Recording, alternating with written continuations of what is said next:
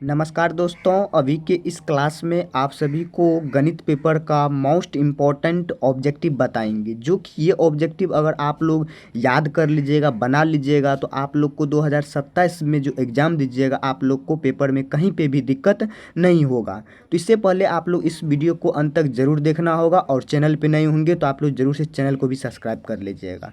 तो चलिए, सबसे पहले आप सभी को पेपर में मिलेगा खंड, और जिसमें वस्तुनिष्ठ प्रश्न देखने को मिलेगा। वस्तुनिष्ठ प्रश्न मतलब हुआ ऑब्जेक्टिव टाइप क्वेश्चन, 1 से लेके 100 तक दिया रहेगा। इनमें से प्रत्येक के साथ 4 विकल्प भी दिए रहेंगे। इनमें से आपको 50 प्रश्नों का ही उत्तर अपने OMR पे देना है।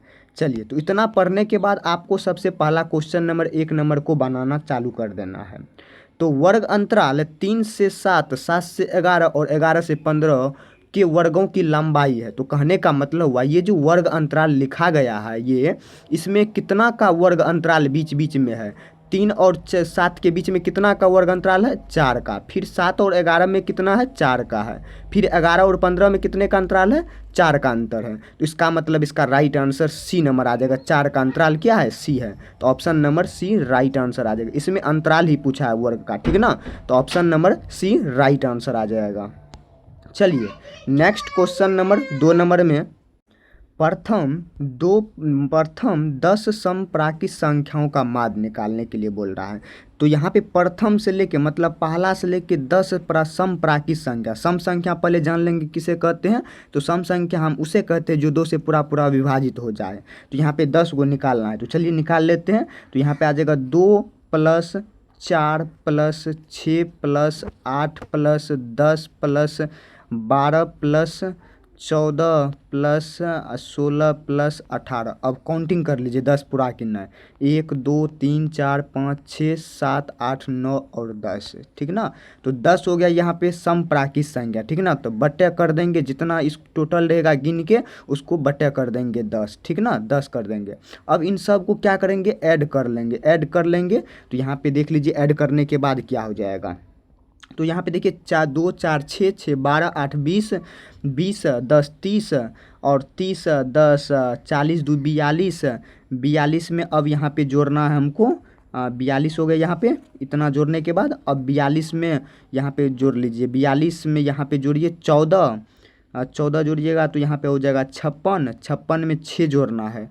56 में 6 जोड़िए, 16 जोड़िएगा तो यहाँ पे देख लीजिए कितना हो जाएगा। 6 6 12 5 1 6 1 7, 72 हो गया। अब 72 में हम लोग को क्या करना पड़ेगा, 38 को टोटल कर लेंगे। 38 को जोड़ लीजिए। 72 प्लस 38 को जोड़ने के बाद आ जाएगा 8 2 10 और यहाँ पे आ जाएगा 7 3 10 1 11। इसका मतलब 110/10 हो जाएगा। तो देख लीजिए 110/10 हो गया इसका, ठीक ना। 10 कैसे आया, क्योंकि टोटल करने के बाद। अब इसको काट दीजिए, काटने के बाद 11 आ जाएगा राइट आंसर।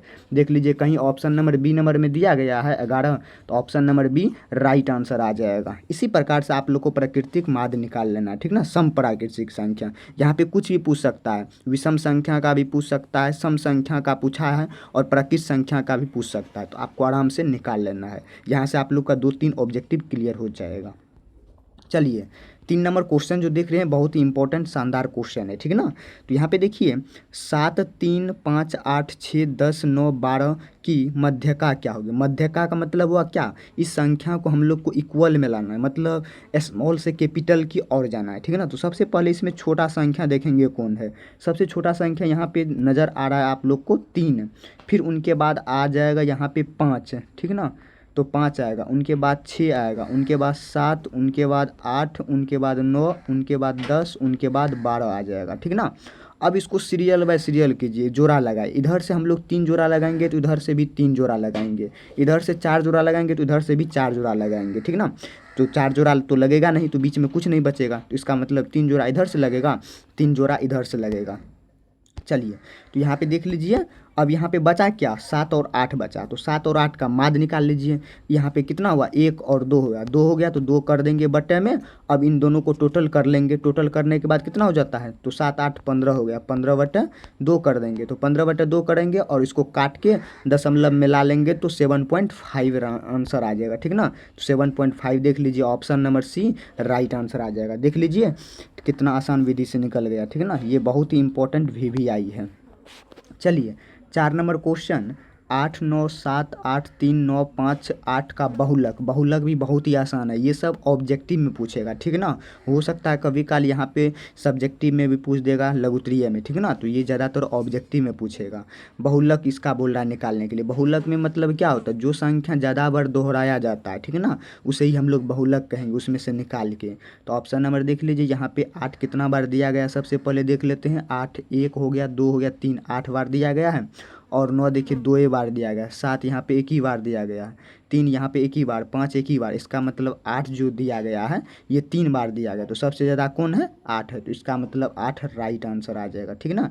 देख लिए ना कितना सटीक तरीका से बताया गया, ये बहुत ही इंपॉर्टेंट है, ठीक ना। चलिए 5 नंबर क्वेश्चन, यदि एफ ई इजिकल टू 0.05 तो पी ई इजिकल टू बराबर कितना होगा। तो ये बहुत ही आसान है, तो 5 का राइट आंसर बी नंबर आ जाएगा, 0.95 आ जाएगा, ठीक ना। तो ऑप्शन नंबर यहाँ पे बी नंबर राइट आंसर आ जाएगा। चलिए नेक्स्ट क्वेश्चन नंबर 6 नंबर में, निम्नलिखित में कौन सी संख्याएं किसी घटना की प्रयेक्ता नहीं हो सकती है। कहने का मतलब हुआ इन कौन संख्या है जिसकी घटना की प्रयेक्ता जो है वह नहीं हो सकता है, इन 4 ऑप्शन में से बताना है। तो ऑप्शन नंबर आ जाएगा बी 2.5, तो option number B right answer. चलिए 7 नंबर क्वेश्चन देखिए, अच्छी तरह फेंटी गई 52 पत्ते, 52 पत्ते की एक गड्डी की ताश होती है, ठीक ना। एक गड्डी से यादृश, यादृश मतलब अनठकानी जिसे कहते हैं, अनठकानी एक पत्ता क्या हुआ, खींचा गया उसमें से। इसके काले रंग के बादशाह होने की प्रयेक्ता क्या होगा। तो काले रंग का पूछा है, इसका मतलब क्या कर लेंगे, 1/52 करेंगे, 2/52 करेंगे ना, तो क्योंकि काले का पूछा है बादशाह, तो यहाँ पे भाग कर देंगे तो 1/26 हो जाएगा, ठीक ना। तो option number B right answer. चलिए 8 नंबर क्वेश्चन देखिए, एक वर्ष में एक महीना यादृश चुना जाता है। कहने का मतलब हुआ एक वर्ष में कितना महीना, 12 महीना हो। तो इस 12 महीना में से हम लोग क्या करते हैं, अनठकानी इसमें से एक महीना को चुरा लेते हैं या कहीं पे लिख लेते हैं, ठीक ना। इसके मार्च या जुलाई मतलब इन दोनों में से एक को होने की प्रयेक्ता क्या होगी। तो एक महीना में एक साल में कितना महीना, 12 महीना हुआ। तो यहाँ पे इसका राइट आंसर आ जाएगा 6, तो ऑप्शन नंबर 1/6 आ जाएगा, ठीक है ना। तो ऑप्शन नंबर सी। चलिए नेक्स्ट क्वेश्चन नंबर 9 नंबर में, एक पासे की फेंक में संख्या 1 या 5 आने की प्रयेक्ता क्या होती है। एक पासे को जब भी फेंका जाएगा 1 या 5 आने की प्रयेक्ता क्या दर्शाएगा। तो 1/3 दर्शाएगा, तो option number B right answer. Next number में देखिए क्वेश्चन नंबर 10 नंबर में, एक पासे की एक फेंक में 2 और 6 के बीच का अंक प्राप्त होने की प्रयेक्ता क्या होती है। 2 और 6 के बीच पूछा है, ठीक ना। तो ऑप्शन नंबर बी आ जाएगा, 1/2 होता है, तो option number B right answer. 11 number question देखिए, पी के किस मान के लिए द्विघात समीकरण px² - 2x + 3 = 0 के मूल्य वास्तविक एवं समान होगा। वास्तविक भी होगा और समान भी होगा, तो किस मान के लिए हो जाएगा यहाँ पे। तो 11 का राइट आंसर ए नंबर आ जाएगा, 1/3 हो जाएगा, इसको और इसको 1/3, ठीक है ना। चलिए नेक्स्ट नंबर चलते हैं क्वेश्चन नंबर 12 नंबर में, यदि बहुपद पी एक्स का एक शून्यांक -4 हो तो निम्नलिखित में से कौन पी एक्स का एक गुणनखंड होगा। तो पी एक्स का गुणनखंड यहाँ पे निकाल लेना है, तो 12 का राइट आंसर ए नंबर हो जाएगा, क्योंकि यहाँ पे शून्यांक जो दिया गया है x-4 जो दिया गया है इस साइड चले जाएगा तो प्लस में हो जाएगा, ठीक है ना। तो ऑप्शन नंबर ए राइट आ जाएगा। चलिए 13 नंबर क्वेश्चन देखिए, बहुत ही इंपॉर्टेंट है, द्विघात बहुपद x² + 3x - 4 के शून्यांकों का गुणनफल क्या होगा। तो गुणनफल पूछा है, तो गुणनफल होता है अल्फा इंटू बीटा बराबर c/a होता है, ठीक ना। तो c/a जो होता है यहाँ पे इसको a मान लेना है, इसको b मान लेना है, इसको c मान लेना है समीकरण में, ठीक है ना। तो c तो 4/x का मान 1 है, ठीक है ना, -4 है ना। तो ऑप्शन नंबर देख लीजिए, सी नंबर आ जाएगा, 13 का राइट आंसर सी नंबर। इसको भाग कीजिएगा तो इतना ही रह जाएगा, तो option number C right answer है। चलिए अभी तक आप लोग इस चैनल को लाइक नहीं किए, सब्सक्राइब नहीं किए हैं, तो आप लोग ज़रूर से कीजिए और अपने दोस्तों तक ज़रूर से शेयर भी कीजिए। चलिए नेक्स्ट नंबर में, नेक्स्ट नंबर देखिए क्वेश्चन नंबर 14 नंबर में, निम्नलिखित में कौन द्विघात समीकरण है। इनमें आपको द्विघात समीकरण को चूज करना है, कौन द्विघात समीकरण है और कौन नहीं है। तो 14 का राइट आंसर बी नंबर आ जाएगा, ठीक है ना। तो बी नंबर जो है 2x² - 3x = x + 1 का जो इसका निकालिएगा द्विघात समीकरण, ये आपका द्विघात समीकरण के कोऑर्डिनेशन में आ जाएगा, ठीक ना। चलिए 15 नंबर क्वेश्चन देखिए, निम्नलिखित में कौन द्विघात समीकरण नहीं है। तो इन चार ऑप्शन में द्विघात समीकरण ऊपर में पूछा था 14 नंबर में, और यहाँ पे पूछा है कौन द्विघात समीकरण नहीं है। तो यहाँ पे सीधातर आमतौर पे यहाँ पे डी नंबर, ये बट्टे में जो है ये आपका बट्टे में ही रह जाएगा निकालने के बाद भी, ठीक ना। ये आपका द्विघात समीकरण नहीं होगा, ठीक ना। तो ऑप्शन नंबर डी यहाँ पे राइट आंसर। चलिए नेक्स्ट क्वेश्चन नंबर 16 नंबर में, द्विघात समीकरण 2x² - 4x + 3 = 0 का विवेचक हो या विभक्तर हो, ठीक ना। तो ये होता है डी बराबर एक फार्मूला होता है, b² - 4ac एक फार्मूला होता है, ठीक ना। इस समीकरण को ए मान लीजिए, इस समीकरण को बी, इसको सी मान लीजिए। अब बैठा दीजिए यहाँ पे, तो यहाँ पे आ जाएगा -4 का स्क्वायर, फिर -4 गुना ए का मान 2, फिर सी का मान 3 आ जाएगा, ठीक ना। ये कहाँ से आया, फार्मूला से ये सूत्र बना, ठीक ना। देख लेते हैं यहाँ पे एक मिनट, ये आपका फार्मूला से ये फार्मूला रहा सूत्र, ठीक ना। ये सूत्र रहा आपका ये, तो b² - 4ac सूत्र रहा, और इसको या क्या किए यहाँ पे बैठा दिए, तो ABC करके। तो यहाँ पे इसका स्क्वायर कीजिएगा तो 4 चौके 16 -4 दूनी 8 दिया 24 आ जाएगा।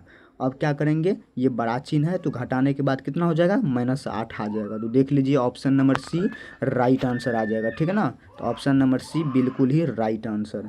इस प्रकार से आप लोग को टिक मार लेना, ठीक ना। बहुत ही आसान तरीका से बताया जाएगा, आप लोग को कहीं पर भी दिक्कत नहीं होगा।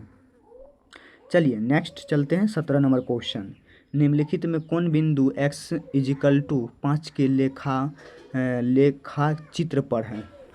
तो लेखा चित्र पे कौन होगा, तो रेखा चित्र पे 5 है ना, तो यहाँ पे 17 का ए नंबर हो जाएगा। क्योंकि यहाँ पे देख लीजिए कोई भी बिंदु जो स्टार्ट होगा यहाँ पे, तो ये 5 0 से ही स्टार्ट होके कहीं पे जाएगा, ये आरंभ होके, ठीक ना। तो option number A right answer. चलिए अभी तक अपने दोस्तों तक शेयर नहीं किए वीडियो को, जरूर से शेयर भी कीजिएगा, ठीक ना। चलिए 18 नंबर क्वेश्चन देखिए, यदि p+1 into 3p1 into 6p1 समांतर श्रेणी में है तो p का मान, ये जो 2p दिख रहा है ये p का मान पूछा है, क्या होगा। तो ऑप्शन नंबर बी नंबर आ जाएगा, 2 हो जाएगा। चलिए 19 नंबर क्वेश्चन, सर्वांतर श्रेणी इतना और इतना का सर्वांतर क्या होगा। सर्वांतर बराबर आप लोग सूत्र जानते होंगे, क्या होता है, दूसरा पद में से पहला पद को घटा देंगे। तो यहाँ से एक पद बन गया और यहाँ से एक पद बना है, एक मिनट देख लीजिए, यहाँ से एक पद और यहाँ से एक पद, इन दो पद में से घटा देना है। तो घटाने के बाद जो इसका राइट आंसर आ जाएगा वो डी नंबर आ जाएगा, ठीक ना। तो option number D right answer. ये 3 में से 3 जाएगा, तो सिर्फ √2 ही बचेगा। चलिए 20 नंबर क्वेश्चन देख लीजिए, समांतर श्रेणी 21, 18, 15 का कौन सा पद शून्य होगा। तो कौन सा पद शून्य है, तो इसका मतलब nवां पद निकालने के लिए बोल रहा है, ठीक है ना। तो nवां पद निकालने के लिए हम लोग को क्या करना पड़ेगा, इसको a मान लीजिए, इसको d मान लीजिए। d किसको मानना है, दूसरा पद में से घटा देना है 21 को, तो -3 हो गया आपका d। a बराबर दिया ही गया है 21, आराम से निकाल लीजिएगा तो आपका nवां पद निकल जाएगा, ठीक है ना, निकाल लीजिएगा। चलिए तो इसका राइट आंसर आप लोग को बता देते हैं, सी नंबर हो जाएगा, 8वां पद हो जाएगा, ठीक है ना। चलिए 21 नंबर क्वेश्चन, यदि O00 मूल बिंदु हो तो P बिंदु के निर्देशांक 3 और 4 हो तो दूरी OP का क्या होगा। तो दूरी OP निकाल लेना, इस पर भी दूरी सूत्र पे बैठा के, ठीक ना। तो दूरी सूत्र पे बैठा के जो निकालिएगा आप लोग का आंसर 5 आ जाएगा।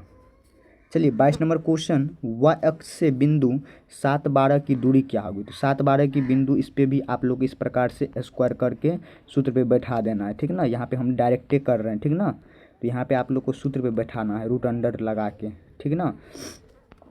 अब देखिए 7 से 49, 12 12 144 होता है। इसको घटाने के बाद जो होगा, यहाँ पे देख लीजिए इधर 5 हो जाएगा, जोड़ेंगे ना तो यहाँ पे आ जाएगा 22 का ए, यहाँ पे आ जाएगा, सॉरी यहाँ पे देख लीजिए 7 से 49 हो जाएगा, और यहाँ पे 12 12 144 ना होता है, 144 में हम लोग क्या करेंगे, 49 को माइनस कर देंगे। तो यहाँ पे हो जाएगा 5, और यहाँ पे 3, और यहाँ पे 1 हो जाएगा। तो इस प्रकार से नहीं निकलेगा, इसका जो राइट आंसर हो जाएगा ये 7 हो जाएगा। तो ऑप्शन ए राइट।